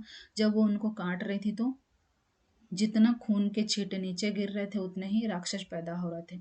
तो रुंड मुंड घिर बौछार, जिस प्रकार उनके काटने से खून की बौछार हो रही थी उसी प्रकार अब इस धरती में खून की बौछार हो रही है, बारिश हो रही है मूसलाधार।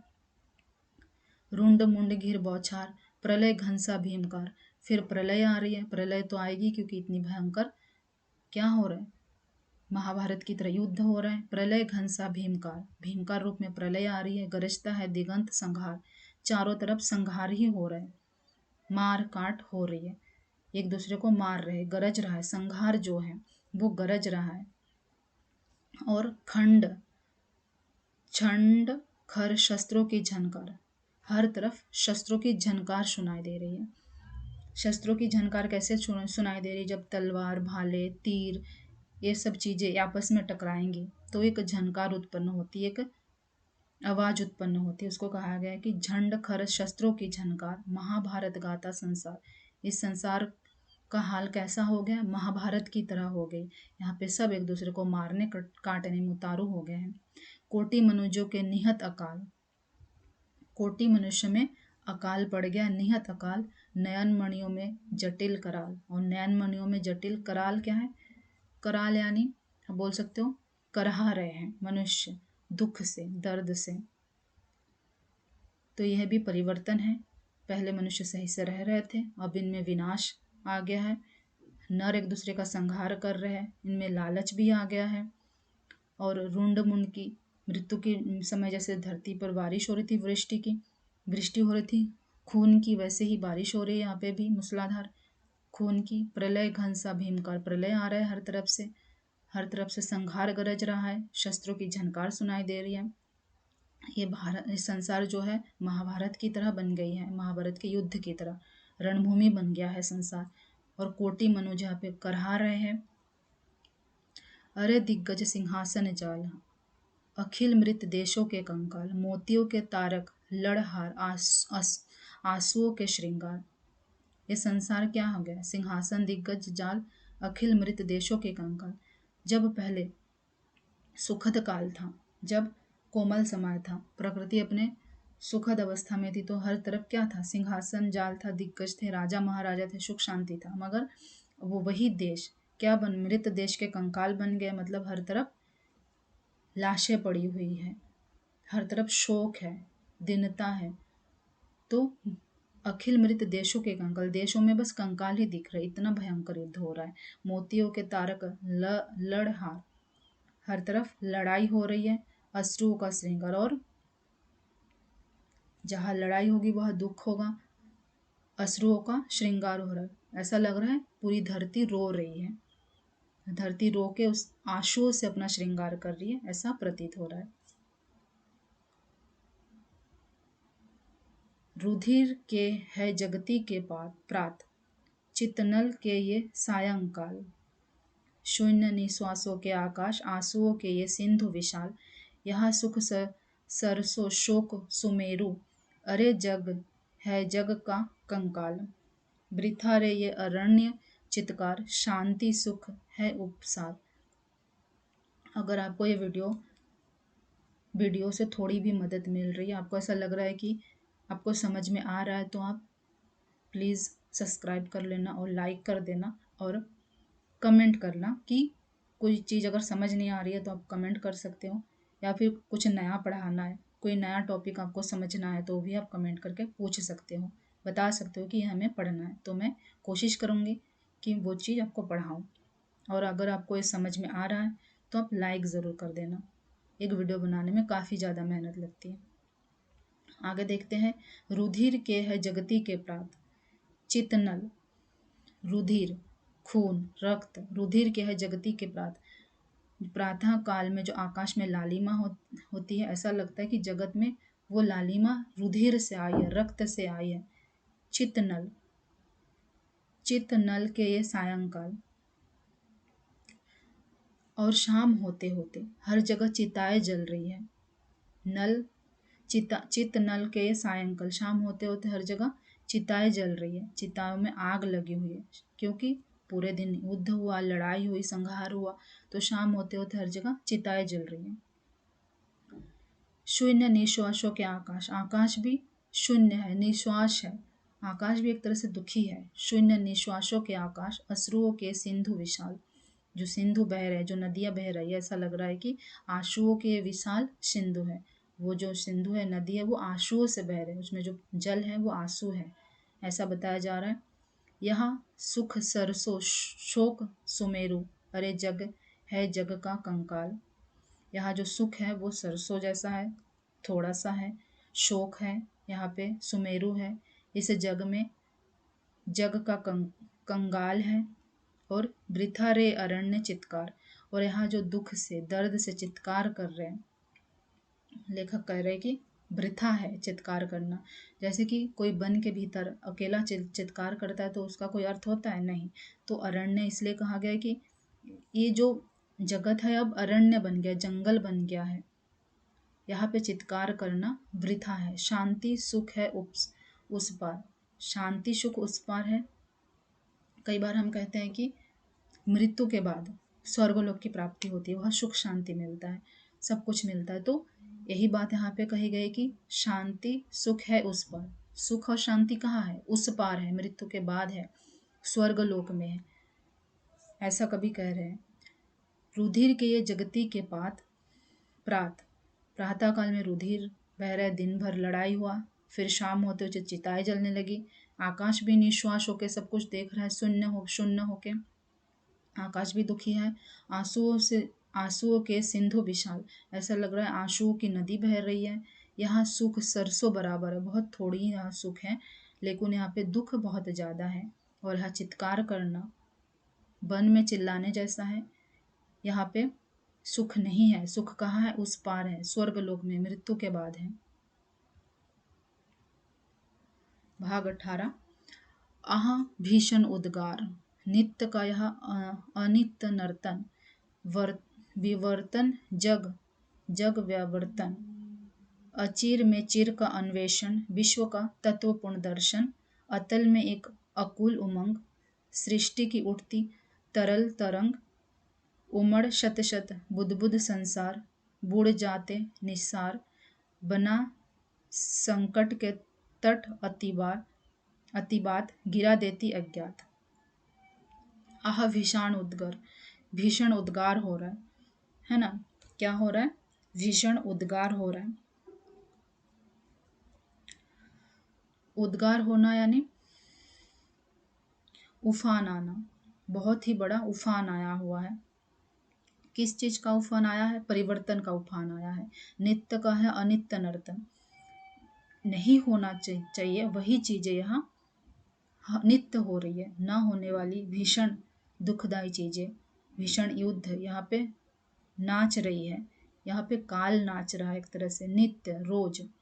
नित्य का यह अनित्य नर्तन, भीषण उद्गार हो रहा है, विवर्तन हो रहा है यहाँ पे, यानी जग चक्कर लगा रहा है या फिर घूम रहा है, विवर्तन कर रहा है, घूम रहा है। अचिर में चिन्ह का अन्वेषण, जगत क्या ढूंढ रहा है? अचिर में चिड़ का अन्वेषण, अस्थायीता में भी स्थायीता ढूंढ रहा है। विश्व का तत्वपूर्ण दर्शन, ये क्या दर्शन हो रहा है? विश्व का तत्वपूर्ण दर्शन हो रहा है। अतल में एक अकुल उमंग, बहुत गहराई में फिर भी एक उमंग बची हुई। इतना भीषण संहार हो रहा है, इतना भीषण परिवर्तन हो रहा है, फिर भी अतल में एक अकुल उमंग है।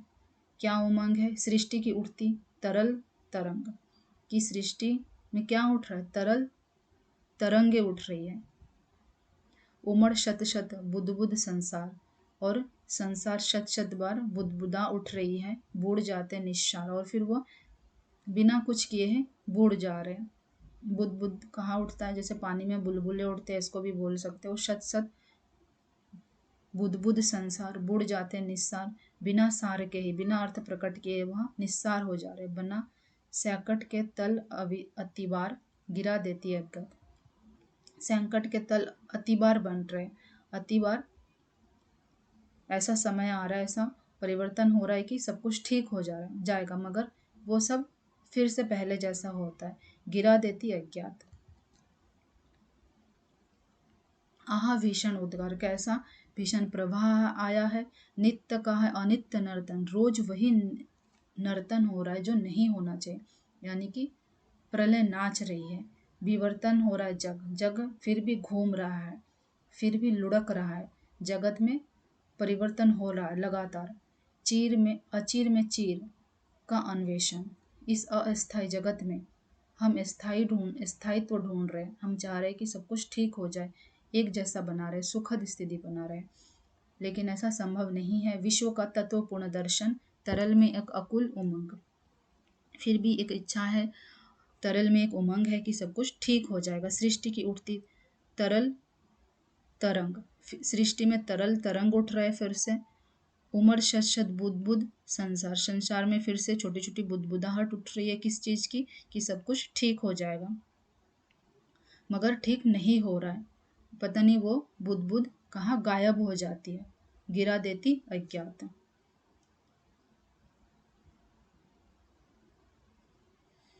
एक छवि के असंख्य उद्गम, एक ही सब में स्पंदन, एक छवि के विभात में लीन,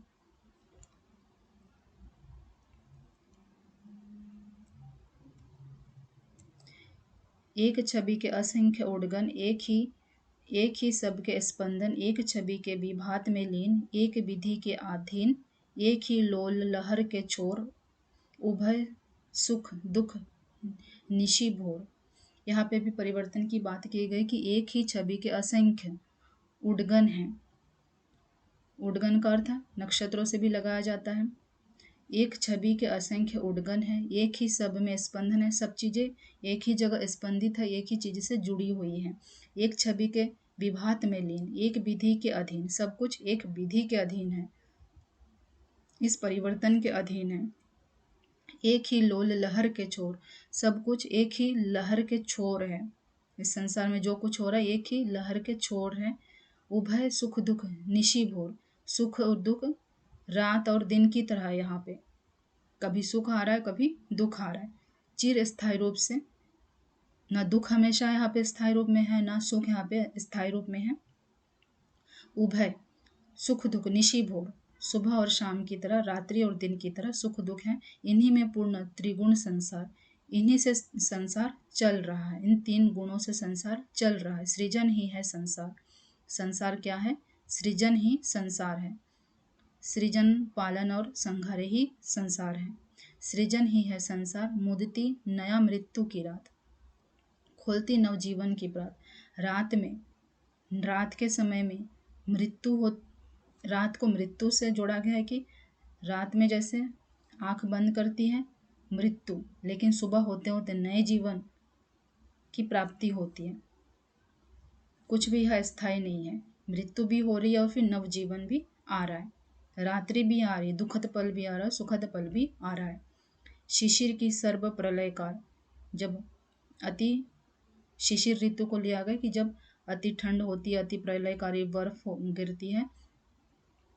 सर्व प्रलयकार बात, बीज बोती अज्ञात, कुछ अज्ञात से बीज बो रही है शिशिर ऋतु भी। मान कुसुम की मृदुल मुस्कान, शिशिर ऋतु में क्या हो रहा है? कुसुम में मृदुल मुस्कान आ रही है, फूलों में, कलियों में मुस्कान आ रही है। फलों में फलती फिर अलमान, फल भी लग रहे पेड़ों में। महत है अरे आत्म बलिदान, महत है अरे आत्म बलिदान। एक ही तो असीम उल्लास, विश्व में पाता विविधाभास, विश्व में पाता विविधावास। तरल जल निधि में हरित विलास, शांत अंबर में नील विकास। वही उर उर में प्रेमोच्छ्वास, काव्य में रस, कुसुमों में वास। अचल तारक पलकों में हास, लोल लहरों में लास। विविध द्रव्यों में विविध प्रकार, एक ही मर्म मधुर झनकार। यहाँ पे प्रकृति के बारे में बताया पंत जी की एक ही तो असीम उल्लास, एक ही असीम उल्लास है। कौन सी उल्लास? विश्व में पाता विविधावास, जो विश्व में विविधता है, ये उल्लास की बात है। समता नहीं है, एक ही चीज नहीं है, विभिन्नता है, विविधता है। एक ही तो असीम उल्लास, विश्व में पाता विविधावास। तरल जल निधि में हरित विलास, यहाँ पे तरल जल निधि है, हरित विलास हरियाली भी है। शांत अंबर में नील विकास, और शांत अंबर कैसा है? नीला है। शांत अंबर नील विकास। वही उर उर में प्रेमोच्छ्वास, वही हृदय है और हृदय में प्रेमोच्छ्वास है, प्रेम है। काव्य में रस है, यहाँ पे कुसुमों में वास है, खुशबू है, फूल में खुशबू है। अचल तारक पलकों में हास, और अचल पलकों में मुस्कुराहट है, हंसी है।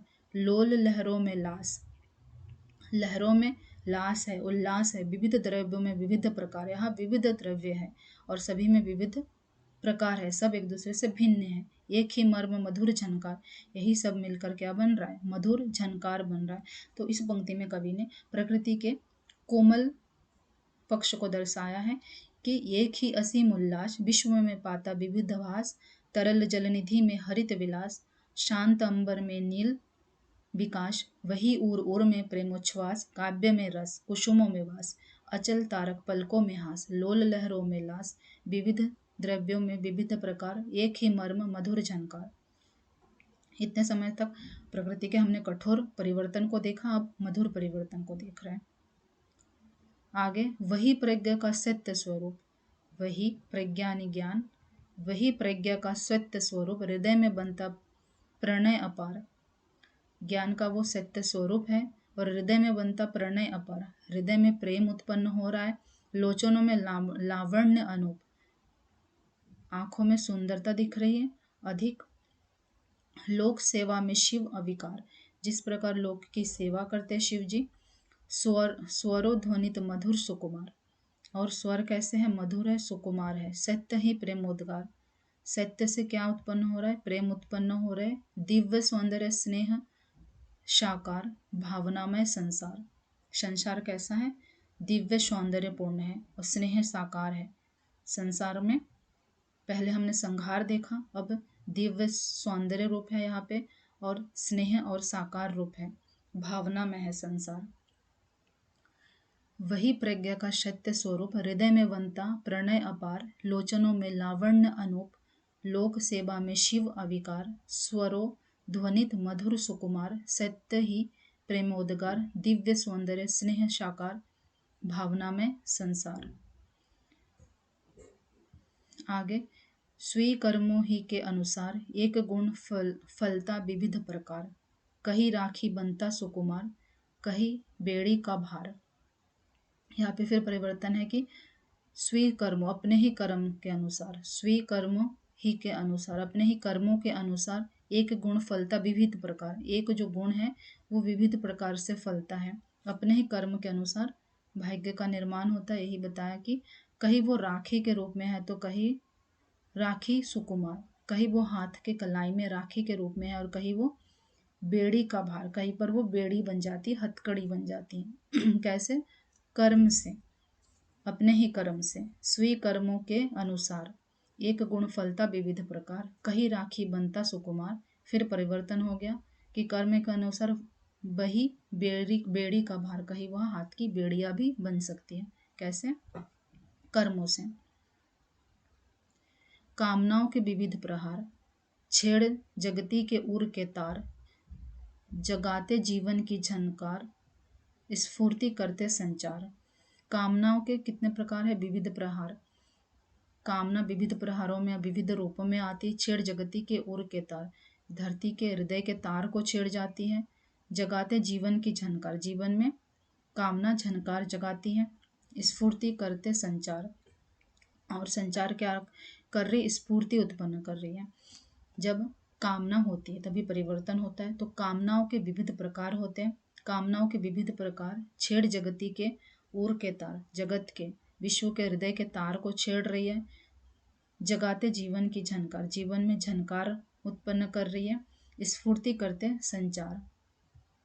चूम सुख दुख के पुनीत अपार, छलकती ज्ञानामृत की धार, पिघल होठों का हिलना हास, दृगों को देता जीवन दान, वेदना ही में तपकर प्राण, दमक दिखलाते स्वर्ण उल्लास। सुख में क्या होता है? चूम सुख दुख के पुनीत अपार, सुख और दुख के पुनीत अपार को चूमकर झलकती ज्ञानामृत की धार। जब जीवन में सुख और दुख आता है तो उससे क्या क्या बढ़ता है? ज्ञान बढ़ता है। तो झलकती ज्ञानामृत की धार, पिघल होठों का हिलना हास, होठों का हंसना, होठों के हंसने की बात की है कि पिघल होठों का हिलना हास, दृगों को देता जीवन दान। दृगों को क्या दे रहा है? जीवन दान दे रहा है। दिशाओं को, दृगों यानी दिशाओं को जीवन दान दे रहा है। वेदना ही में तपकर, और फिर परिवर्तन हुआ। खुशी थी अभी, फिर परिवर्तन हुआ, वेदना आ गई। वेदना ही में तपकर, दमक दिखलाते स्वर्ण उल्लास, वेदना में तपकर स्वर्ण उल्लास दिखाया जा रहा है। यानी जैसे सोना तपता है तभी सोने की वस्तु बनती है, हार श्रृंगार की वस्तु बनती है, वैसी तरह मनुष्य जब वेदना में तपकर, वेदना ही में तपकर प्राण जब वेदना में तपता है तो दमक आती है उसमें, ज्ञान की धारा उसमें बहती है, ज्ञान अमृत की धारा। दमक दिखलाते स्वर्ण उल्लास, तरसते हैं हम आठों याम, आठों याम तरसते हैं किस लिए? इसी से सुख अति सरस प्रकाम। आठों याम तरसते हैं, फिर इसी से क्या होता है? सुख आता है, सरस सुख प्रकाम। झलते निशी दिन का संग्राम, और हम प्रतिदिन का संग्राम झेलते हैं किसके लिए? सुख के लिए। इसी से जय अभिराम, इसी से जय अभिराम, अलग है इष्ट अतः अनमोल, साधना ही जीवन का मोल। जो साधना करते हैं, जो बिना रुके वेदना में तपते हैं ज्ञान को पाने के लिए, उसमें क्या आ जाता है? वो अनमोल बन जाते हैं। अतः अनमोल, साधना ही जीवन का मोल। जो बिना रुके लगातार साधना करते हैं उन्हें जीवन का मोल मिलता है, उन्हें ज्ञान मिलता है, उन्हें सुख मिलता है। और क्या बताया यहाँ पे? जीवन संग्राम है, इसमें जय होने के लिए, इससे जय अभिराम, जय होने के लिए क्या करना होगा? वेदना में तपना होगा, वेदना ही में तप कर प्राण।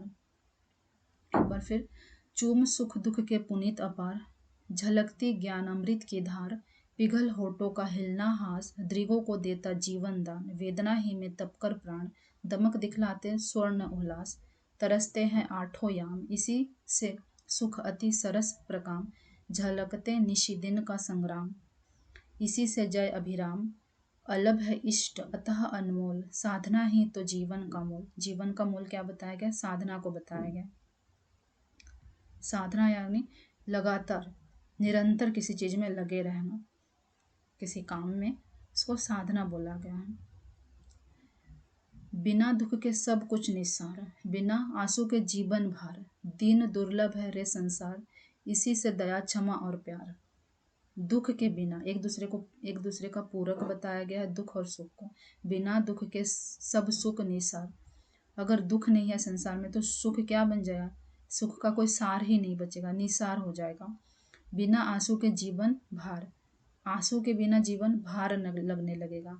दिन दुर्बल रे संसार, यही दया क्षमा और प्यार। अगर संसार में दीनता ना हो, गरीबी ना हो, दुर्बलता ना हो, तो ये संसार में क्या नहीं होगा? दया क्षमा और प्यार भी नहीं होगा। एक दूसरे के पूरक है। बिना दुख के सब कुछ निसार, दुख के बिना सुख में कोई सार नहीं है, निसार है वो। आंसू के बिना जीवन भार है, और दुख दीन दुर्बल के बिना, दीनता गरीबी के बिना, दुर्बलता के बिना संसार में दया और क्षमा और प्रेम नहीं हो सकता। आज का दुख कल का आह्लाद, और कल का सुख आज का विषाद। समस्या स्वप्न गुण संसार, पूर्ति जिसकी अस्पार, जगत जीवन का अर्थ विकास। आज का जो दुख है, आज जो कष्ट झेल रहा है, जो मेहनत कर रहा है, उसे कल क्या मिलेगा? आह्लाद मिलेगा।